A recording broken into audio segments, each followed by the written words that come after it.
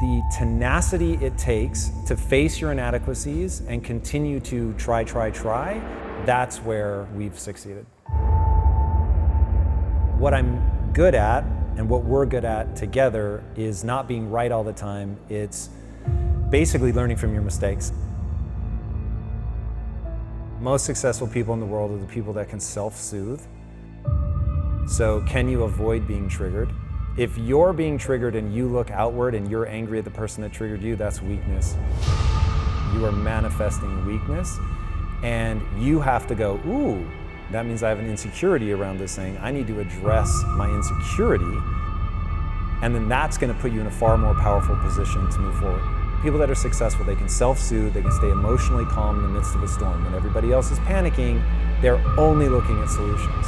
Most people can only see, these are the 152 ways that this could go wrong. No matter how outrageous, there is a way to pull this off. Stop telling me all the things that aren't going to work. Tell me the thing that is going to work. And successful people are about that. They are good decision makers. They are hyper resilient. They don't stop at failure. They don't get in their own way from an ego perspective. They're looking nakedly at their own inadequacies. And they've got enough confidence to get people going behind them. So if you can manage your emotions, if you've got the courage to fight through that storm, if you're not easy to knock off your pedestal, and you're humble enough to know that you're almost certainly making mistakes so that you know when to correct course, that's the recipe. The thing with excuses is sometimes they're very true, but it doesn't serve you. It doesn't serve your goal. So are you going to let it sit with you, or are you going to find a way around it? The key to me being driven is identifying what my passion is and my mission is. So if I don't have a passion and mission, then I don't have a drive.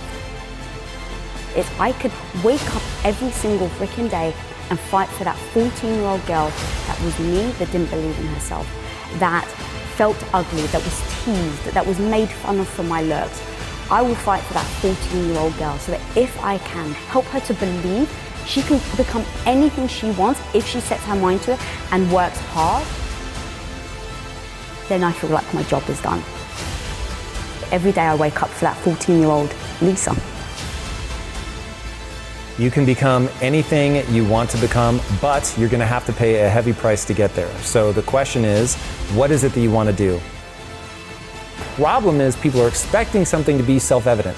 They are told a lie that they're born with a purpose. You're not born with a purpose. You're going to decide that this passion, this thing that you've worked your ass off to get good at, that allows you to serve not only yourself but other people, that's now your purpose. Nothing is ever going to be self-evident. You're never going to come across something like, this is what I meant to do with the rest of my life. You are going to find something that gives you more energy than it takes. I only do and believe that which moves me towards my goals.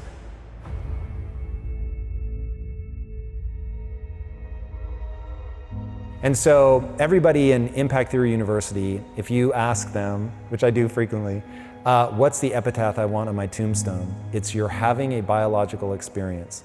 I really want people to understand, like, you can learn about the brain and it will reveal things to you about yourself that'll be unbelievable. If you're trying to get in a relationship, if you haven't read books about the difference between men and women, you're in real trouble. The world will be very confusing to you if you think that men and women are the same. So understanding the biology of this stuff, that was one of the big turning points in my life that finally allowed me to believe in a growth mindset. Was I just started researching the brain. And it was like, oh, there's this thing called brain plasticity. Your brain actually changes no matter how old you are. Your brain changes. And I was like, okay, well, if that's true, then if I put time and energy into something, my brain will change, I'll get better at it, and that will improve my skills.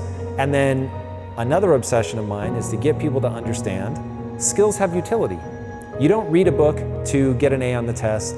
You don't read a book to check something off a list. You read a book to learn something that lets you do something in the real world that other people can't do. And so Elon Musk has a great quote, "You're paid in direct proportion to the difficulty of the problems you solve." So you're learning something so you can solve problems, hard problems, that other people can't solve.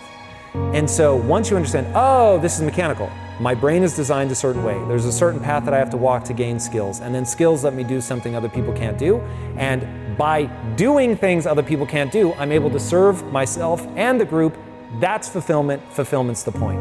It is so mechanistic.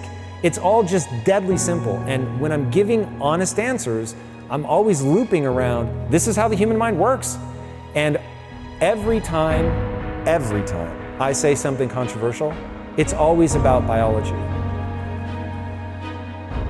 Like, if you want to fight it, fight it. You're going to die tired, and I will propel myself forward because I'm not judging what is true. I don't deal with the world the way that I wish it were. I deal with the world the way that it is. The thing with excuses is sometimes they're very true, but it doesn't serve you. It doesn't serve your goal. So are you going to let it sit with you, or are you going to find a way around it? So let's say a lot of people's reasoning, which was ours originally when we wanted to make movies, is we don't have enough money. So we're just going to go and do this thing until we have enough money. We don't have enough time. And the truth is, if you play the no BS, what would it actually take? And you say, I don't have enough money. Then you keep going down and go, well, how much money do I need? Okay, what would it take for me to get that money? And sometimes people don't want to look at the answers. So maybe it takes you having to sell your house, move in with your in-laws, and rent one of their bedrooms for the next 3 years in order to save your money so that you can go and start a company. Well, some people don't want to do that. Okay, well, at least now you have your answer and you're not sitting there using the excuse that you don't have enough money. You just looked at it and like, oh, for me to get there, I need to live with my in-laws for 3 years. I don't want to do that. And now you've just decided. And now you're not beating yourself up over, oh my God, I can't believe I'm not there yet. Or like with us with Quest, we didn't leave ourselves any room for excuses, because we just went down that list of, are we giving this over? Are we doing this? Are we actually showing up? And if the answer is no, then how can you expect to reach your goal? So once we sit there and go, what is our goal? To build a studio as big as Disney. All right, before you even get started, we sit there and go, what? Like, no BS. Don't try and say like the things that we want it to be true, but actually what is true, that what would need to be true in order for us to build a studio as big as Disney. And so we sat there and we said, okay, it's gonna take us to put our own capital in. It's gonna take us to work hard. What does work hard look like? Is it a certain amount of hours? Is it a certain amount of achievements where you put things into place and you make sure you're always incrementally working towards that? Is it that maybe you have to, so this is exactly what we did with Quest. It was, oh, we have to put the house on the line. And that was like the no BS, that's what it's gonna take for us to go all in and build Quest Nutrition. And so once we sat there and said, okay, it's gonna take us to put our house on the line, it's gonna take me at the time to be the supportive wife to come in and help you out. It's gonna take no vacations. It's gonna mean you're gonna need to take 1/3 of your pay cut. Like, we literally sat down and wrote a laundry list of what it's gonna take to start Quest Nutrition. And once we had that list, we just looked at each other and we're like, all right, are we willing to do it? And when the answer is yes, now you just know what you're heading towards. You know the type of path that you're about to approach. And so there's no surprises. There's no all of a sudden him coming home and going, yeah, babe, so the business isn't doing well, and so, oh my God, I'm so sorry, but we lose our house, right? There's no surprise. We've established what we're gonna do in order to go for that goal. And in that comes the sacrifices. What are you willing to sacrifice? What are the things that you're okay with putting aside for now? And a lot of that was my self-esteem, my ego of like, I didn't know what I was doing. So every day I'm struggling, I'm trying to figure something out, and I keep failing. But I knew that I had to learn in order to get to the goal that we wanted to get to. So I knew every day I had to get back up. And then the same with him, with the skill sets. What skill sets do I have to learn in order to get to the goal that we want to get to? And that comes with a lot of freaking sacrifices. I'm no longer going to value myself for being good, smart, right, worthy. I'm going to value myself entirely for figuring out what I need to get good at to achieve my goals, and then I'm just going to do that. And I'm going to do it knowing that success cannot be guaranteed.